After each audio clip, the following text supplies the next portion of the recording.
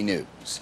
It was a special night for a Royal Palm Beach soldier who was paralyzed in Iraq. A charity dedicated to helping troops injured in the war helped him regain a piece of his life and his dignity. News Channel 5's Jamie Holmes is joining us from downtown West Palm Beach tonight, where the party for this soldier was held. Jamie?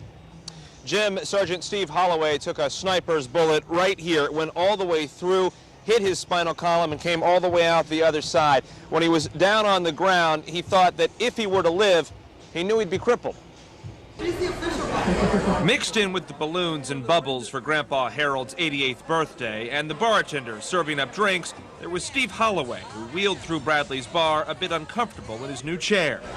A year ago, a sniper crippled Steve. As he laid there on the asphalt, his men working to save his life, he knew there was something wrong with his legs. It didn't take too very long to figure out, that I'd been hit.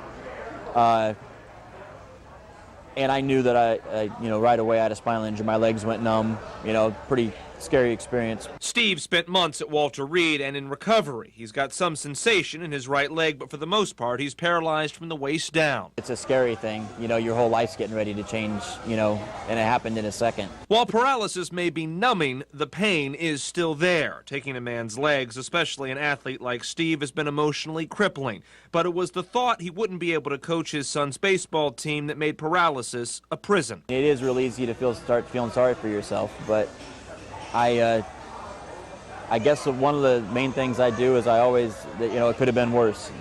That's when the Independence Fund and the Purple Heart Foundation stepped in to help. They threw Steve a party. They bought him this wheelchair called an iBot, and it more than lives up to its high-tech name.